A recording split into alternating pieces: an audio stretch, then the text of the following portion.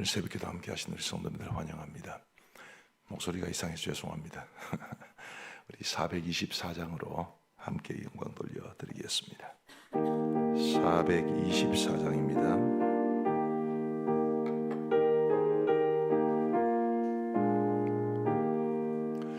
아버지여 나의 마음을 맡아 주관하시고 완악하고 교만한 것 변케 하여 주소서. 온유하고 겸손하여 화평하게 하시고 망령되고 악한 일을 물리치게 하소서. 하나님의 은총 속에 나를 보호하시고 주의 사랑 줄이 되어 나를 메어 주소서. 구세주의 흘린 피로 죄를 씻어 주시고 성령이여 하늘 길로 나를 인도하소서.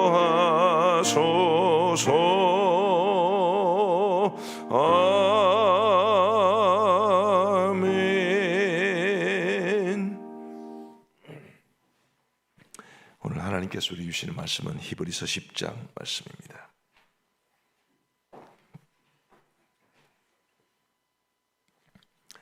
히브리서 10장 26절부터 39절까지의 말씀을 우리 교독하시겠습니다.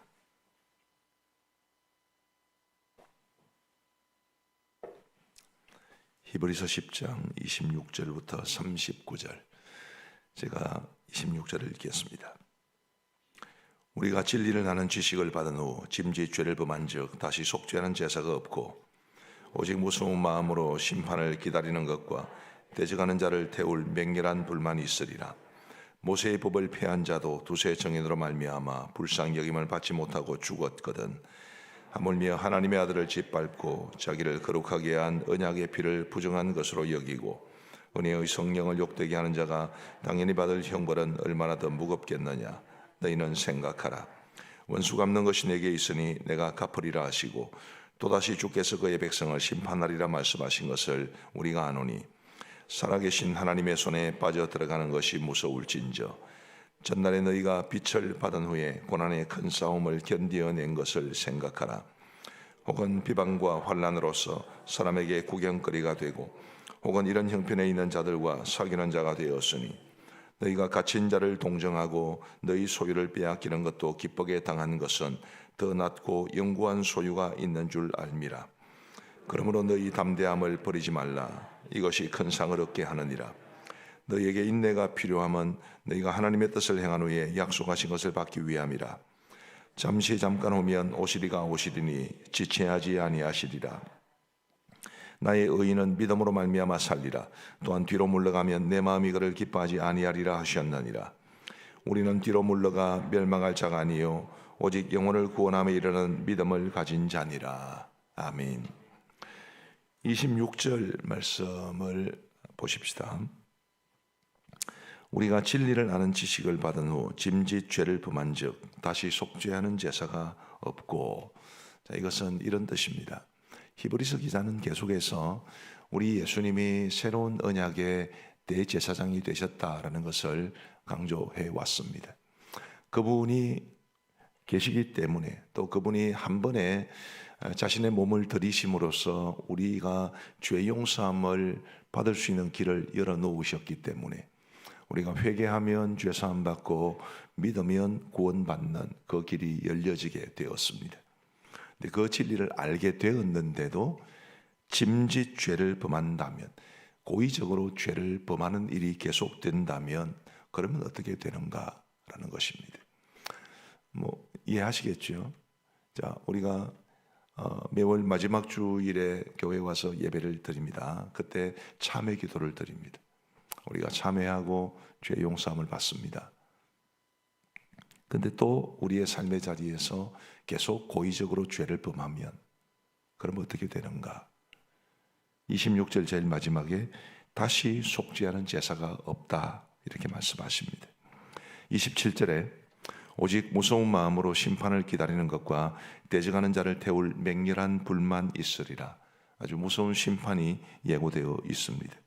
29절에 좀 더 심한 표현이 있습니다. 하물며 하나님의 아들을 짓밟고, 예수님을 짓밟는 것을 생각이라 할 수 있겠습니까마는 분명히 히브리서 기자는 그렇게 말을 합니다. 자기를 거룩하게 한 언약의 피를 부정한 것으로 여기고 또 은혜의 성령을 욕되게 하는 자가 당연히 받을 형벌은 얼마나 더 무겁겠느냐 너희는 생각하라. 자, 이 말씀들이 다 고의적으로 죄를 범하는 사람들을 가리킵니다. 우리 세례문답 같은 거 하실 때 배우셨겠지만 사람의 죄는 원죄와 자범죄라는 게 있습니다. 고범죄라고 하기도 하죠. 자신이 범한 죄를 자범죄 혹은 고범죄라고 그러는데 그 자범죄 혹은 고범죄에도 두 종류가 있습니다. 하나는 우리가 모르고 지은 죄가 있고 하나는 알면서도 지은 죄가 있습니다. 그것은 달리 말하면 저도 그렇고 여러분들도 그렇고 때로는 우리가 알면서도 범죄할 때가 있다는 것을 말해주지요. 지금 이 말씀은 그걸 말하는 것이 아니고 하나님께서 우리에게 원하시는 것이 무엇인지를 애써 외면하고 그냥 지 맘대로 살아가는 것을 말하는 것입니다. 그런 사람이 가지고 있는 믿음은 진짜 믿음이 아니다. 그런 사람은 예수님을 짓밟는 것이고 은혜의 성령을 욕되게 하는 것이고 그리고 언약의 피를 부정한 것으로 여기는 것이다 라고 말씀하고 있는 것입니다. 히브리서 기자는 계속해서 우리에게 양심이라는 말을 썼고 마음이라는 말도 사용해 왔습니다. 진정한 믿음이란 우리의 마음을 새롭게 하는 것이고 우리의 양심을 깨끗하게 하는 것인데 자신은 예수님을 믿는다고 말하고 구원의 진리를 깨달았다고 말을 하는데 하나님 의지하지 않고 자신의 기분이나 감정대로 살아가면 그게 진짜 믿음이라고 할 수 있느냐라고 말씀하고 계시는 것입니다. 아주 무서운 말씀이지요. 진정한 믿음, 늘 참 우리로 하여금 고민하게 하는 것이 아니겠습니까? 이렇게 물컵처럼 뭔가 선명하게 보이면 이건 당연히 물컵이니까 이해할 수 있는데 믿음은 보이는 게 아닙니다. 그래서 때로는 내가 가지고 있는 믿음이 진짜 믿음인가 그런 고민을 다 하게 되잖아요. 그렇죠? 혹은 굉장히 마음에 안 드는 사람이 있을 때 아이고 저 인간도 예수 믿는 사람이라고 할 수 있나 그런 생각들이 불쑥불쑥 드는 게 저만 그런 거 아니죠. 아마 대부분 다 그러실 겁니다. 믿음에 대해서 고민하게 되는데 결국 오늘 본문이 말해주는 믿음이라는 것은 우리의 양심을 깨끗하게 하는 것이다. 우리의 마음을 새롭게 하는 것이고 하나님 의지하며 살게 하는 것이다. 그게 진짜 믿음이다. 이렇게 말하는 것입니다. 내 마음대로 살고 내 기분 내키는 대로 살고 그거는 진짜 믿음이 아닙니다. 아까 26절에 짐짓 죄를 범한 즉이라고 그랬는데 자, 죄에는 우리 예로부터 기독교 사상가들은 죄를 두 종류로 나누었습니다. 하나는 예수님을 믿는 사람이든 안 믿는 사람이든 누가 봐도 죄라고 말할 수 있는 예를 들면 도둑질이나 거짓말이나 폭행이나 이런 것들은 누가 봐도 죄죠. 그죠? 근데 세상 사람들은 죄로 여기지 않지만 영혼의 죄라고 불리는 것이 있습니다. 교만이라는 것, 용서하지 않는 것이라든지 이런 것들은 영혼의 죄라고 불렸고 우리 기독교 사상가들은 눈에 뻔히 보이는 죄보다 훨씬 더 무서운 것이 영혼의 죄라고 그랬습니다. 그런데 만일 여러분들의 마음속에 누군가 미워하는 마음이 있고 용서하지 못하는 마음이 있는데 계속해서 그런 마음을 가지고 살아가는 것은 그 진짜 믿음인가? 이런 도전도 던져볼 수 있는 것이지요. 저는 여러분들에게 죄책감을 불러일으키기 위해서 이런 말씀을 드리는 것이 아닙니다. 우리가 더 하나님 앞에 깨끗한 마음과 선한 양심을 가지고 살아가야 하기 때문에, 우리가 진짜 믿음을 붙잡고 살아가야 하기 때문에 말씀을 드리고 있는 것입니다. 사무엘상에 보시면 이스라엘 백성들이 사무엘을 찾아와서 우리에게도 왕을 주십시오라고 요청을 합니다. 그런데 하나님께서는 그것을 굉장히 싫어하셨죠. 사무엘도 물론 싫어했습니다. 근데 하나님께서 사무엘에게 뭐라고 그러셨느냐 하면, 그들이 너를 버린 것이 아니고 나를 버렸다, 이렇게 말씀하시죠. 왕을 구한 게 뭐 그렇게 큰 죄겠습니까? 근데 하나님은 그를 어떻게 보셨느냐 하면, 더 이상 하나님이 아니라 눈에 보이는 세상 왕을 세워서, 인간 왕을 세워서 그 왕으로 하여금 우리를 다스리게 하고 싶다, 그것입니다. 결국 하나님은 하나님을 의지하지 않는, 하나님의 뜻에 순종하지 않으려고 하는 것을 하나님을 버렸다라고 표현하시는데, 이것도 아주 무서운 영혼의 죄가 되지요. 그런 측면에서 오늘 저와 여러분들의 믿음을 한번 돌아보시기를 바랍니다.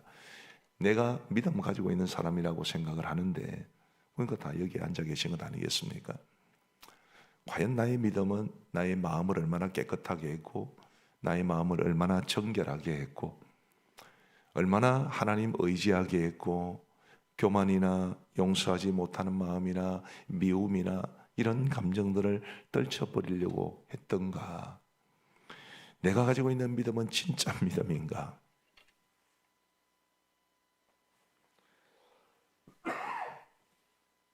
그것을 한번 진지하게 한번 돌아보면서, 여러분, 우리가 가짜 믿음에 속아가지고 살면 평생 후회할 것 아니겠습니까? 진짜 믿음, 정말 참된 믿음 가지고 살아갈 수 있는 우리 모두가 되기를 간절히 바라고요. 그러기 위해서 정말 내 믿음은 나의 삶에 어떤 변화를 가져왔는가? 나의 마음을 깨끗하게 했고, 넓게 했고, 따뜻하게 했고, 청결하게 했고, 얼마나 하나님 의지하게 했고, 얼마나 죄를 무섭게 여겼고, 이런 많은 점들을 한번 돌아보면서 부디 저와 여러분들이 진짜 백인 믿음으로 하나님 앞에 살아갈 수 있게 되기를 간절히 바랍니다. 32절 말씀에 보시면 이제 두 번째 주제가 이어집니다. 전날에 너희가 빛을 받은 후에, 예수님 믿은 후에 이 말이죠. 빛을 받은 후에 고난의 큰 싸움을 견디어낸 것을 생각하라. 고난의 큰 싸움이라는 말이 나왔습니다. 앞에 부분하고 연결시켜서 말씀을 드리면, 우리가 믿음 가지고 살아가는데, 우리의 믿음에는 고난의 큰 싸움이 있는 게 더 유익한가, 아니면 그런 것 없이 그냥 편하게 살아가는 게 더 유익한가? 이 질문을 던져보고 싶습니다. 어떻습니까? 우리의 믿음에, 우리의 영혼에는 고난이 있는 게 좋습니까? 편한 게 좋습니까? 고난이 있는 게 더 좋다고 말씀하고 있는 거죠. 고난의 큰 싸움을 견디어낸 것을 생각하라. 자, 34절 말씀에 보시면, 너희가 갇힌 자를 동정하고, 이 갇힌 자를 동정한다는 말은 일단 나는 안 갇혔단 말 아니겠습니까? 나하고 같이 믿음 생활하던 사람이 믿음 때문에 갇혀 있는 것을 안타깝게 여긴다는 뜻입니다. 그 다음 말씀 보시면, 너희 소유를 빼앗기는 것, 즉 내가 직접 받는 손해죠, 그죠? 실제로 초대교회 당시에는 예수님을 믿는 것 때문에 재산상의 손실을 받거나 아니면 아예 노골적으로 재산을 빼앗기는 일들이 있었습니다. 그런데 그런 것을 기쁘게 당한 것은 더 낫고 영구한 소유가 있는 줄 알미라. 자, 다시 묻겠습니다. 편한 게 우리의 영혼에 도움이 됩니까? 고난이 있는 게 도움이 됩니까? 고난이 있는 게 도움이 됩니다. 동유럽에 있는 국가들이 이제 러시아의 개혁 개방과 더불어서 동구권 국가들도 공산주의를 버리는 일들이 많아졌습니다. 그리고 이제 지금은 대부분 다 이 자유민주주의 전형으로 넘어왔죠. 그 가운데 루마니아라는 나라가 있습니다. 루마니아도 기독교 전통이 상당히 오래됐는데요. 이제 기독교라고 할 때 우리는 가톨릭 이런 것이 별로 안 쳐주지만, 이제 종교를 분류하는 사람들, 종교학자들은 기독교를 크게 셋으로 나눕니다. 하나는 가톨릭, 하나는 개신교, 하나는 정교회. 정교회라고 들어보셨죠? 러시아 정교회, 그리스 정교회. 저는 가음 정교회도 정교회인 줄 알았어요. 정교회. 근데 로마니아에도 루마니아 정교회가 있습니다. 그 루마니아 정교회가 마치 러시아 정교회가 이 소비에트 정권 하에서도 명맥을 유지했듯이 루마니아 정교회도 오랜 세월 동안을 그래도 존속해 왔습니다. 물론 많은 핍박이 있었죠.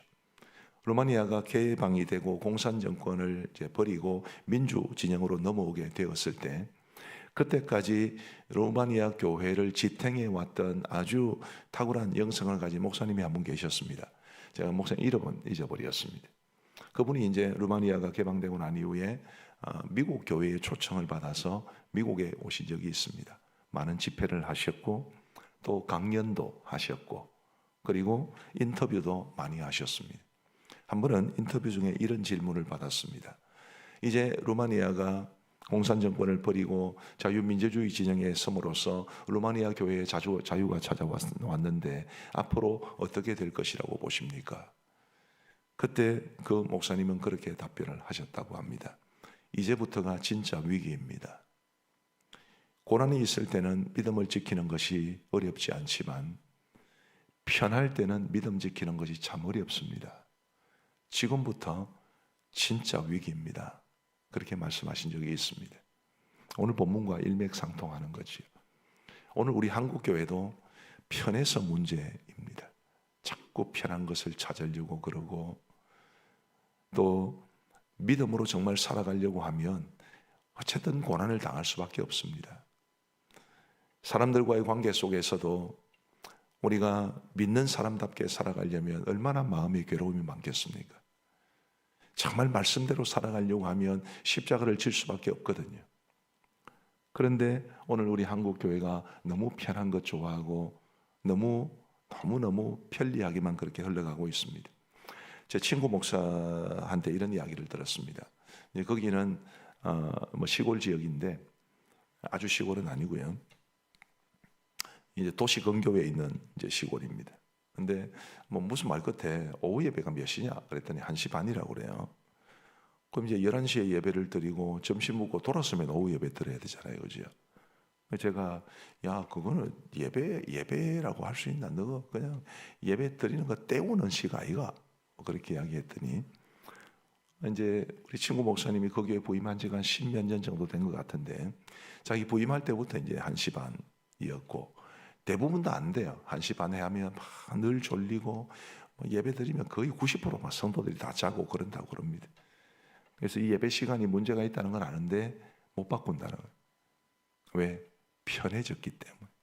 그냥 점심 먹고 1시 반에 예배 드리고 집에 가면 한 3시쯤 되는데 그때부터는 얼마나 편합니까? 저는 우리 한국 교회가 편한 것을 추구하는 것 때문에 영적인 힘을 많이 잃었다고 생각을 합니다. 오늘 이 본문에서 말해주는 것은 정말 고난의 큰 싸움이 괴롭기는 하지만 믿음 때문에 갇히거나 믿음 때문에 재산을 잃는 것이 고통스럽기는 하지만 그게 우리의 믿음에는 더 도움이 된다. 그걸 말해줍니다. 36절 말씀해 보시면 너희에게 인내가 필요함은 너희가 하나님의 뜻을 행한 후에 약속하신 것을 받기 위함이라. 인내가 필요하다고 그랬습니다. 그래야 하나님께서 약속하신 것을 받을 수 있기 때문인데 인내는 편할 때는 인내란 말 쓰지 않습니다. 고난 속에서 인내라는 말을 쓰는 거죠. 어렵고 힘든 상황, 예수님 제대로 믿으려면 여러 가지 어려움에 처할 수도 있는데 그런 상황 속에서 인내하는 것이 그게 우리의 영혼에 도움이 된다. 그렇게 말하고 있는 것입니다. 성경을 보더라도 다 사람들이 편할 때 범죄합니다. 다윗도 요압을 비롯한 군사들이 전쟁에 나갔는데 지 혼자 낮잠 실컷 잘 자고 하다가 바세바를 범한 것 아니겠습니까? 편한 건 너무 좋아하시면 우리의 영혼이 병들어 갑니다. 38절 말씀해 보시면 나의 의인은 믿음으로 말미암아 살리라. 아주 유명한 말씀이죠. 또한 뒤로 물러가면 내 마음이 그를 기뻐하지 아니하리라 하셨느니라. 믿음대로 살다가 한 걸음 물러나면, 편한 것 추구하면서 한 걸음 물러나면 하나님이 기뻐하지 않는다고 그러셨습니다. 39절에 보시면 우리는 뒤로 물러가 멸망할 자가 아니요, 그렇게 한 걸음씩 한 걸음씩 물러가다가 결국 멸망하게 될 그런 사람들이 아니요, 오직 영혼을 구원함에 이르는 믿음을 가진 자니라. 참된 믿음, 그런 믿음을 가지고 살아야 한다는 것을 우리에게 말해주고 있습니다.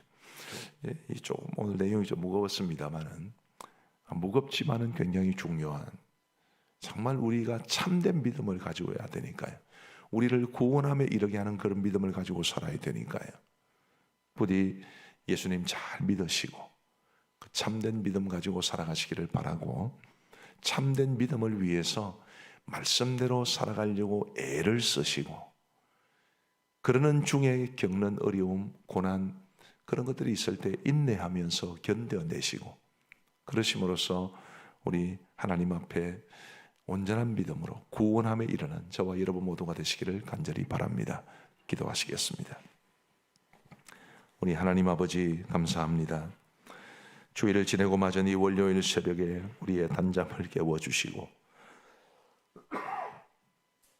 우리 주님 앞에 새벽전환 싸울 수 있도록 인도해 주신 것을 감사합니다. 하나님 아버지, 오늘 주신 말씀이 우리의 마음에 무겁게 남습니다.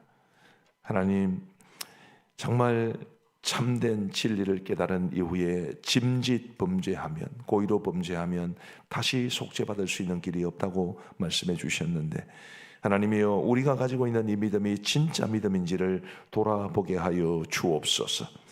아버지 하나님, 하나님과의 관계가 늘 바로 서게 하시고 하나님이 기뻐하시는 그 모습대로 살아가기 위해 힘쓸 수 있도록 도와주시고, 그런 가운데 때로는 믿음으로 말미암아 고난도 당하고 역경도 당하고 나 혼자 손해보는 것 같고 왜 내 혼자 이런 일을 해야 되는 것 같은지 속상할 때도 많이 있지만, 그런 중에 인내를 주셔서 어렵고 힘든 중에서도 우리의 영혼이 성숙되고 믿음이 성장하는 것을 보게 하여 주옵소서.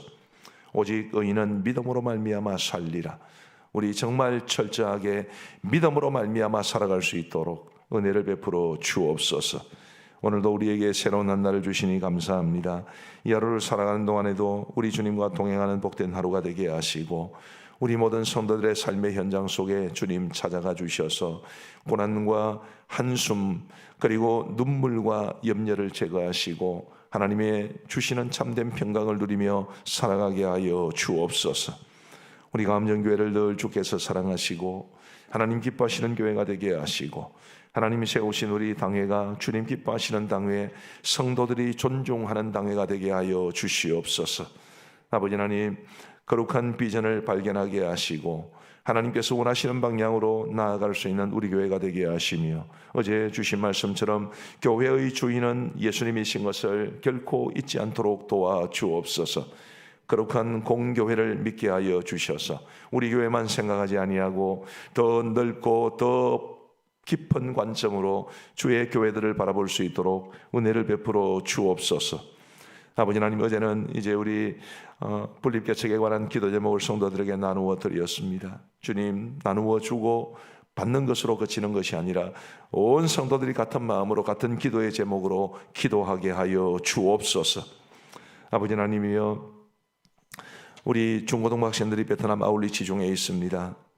하나님께서 도와주셔서 우리 아이들 남은 며칠 동안의 일정을 잘 마무리할 수 있도록 도와주시옵고 안전하게 하여 주옵소서. 하나님께서 주신 소중한 기회인 만큼 이번 이 아울리치를 통해서 정말 우리 아이들이 하나님 안에서 자신의 비전을 발견하게 하시고 성교적 삶을 한평생토록 살아갈 수 있도록 은혜를 베풀어 주옵소서. 주님, 우리 강진홍 목사님 오늘 바이블 키 세미나에 참석하게 됩니다. 좋은 배움의 기회가 되게 하시고 우리 교회에서 성도들을 잘 말씀으로 양육할 수 있도록 은혜를 베풀어 주옵소서. 우리 원로 목사님을 비롯한 모든 파송 선교사님들을 지켜주시고 우리 협력 선교사님들, 협력 교회와 기관들 주께서 붙잡아 주옵소서.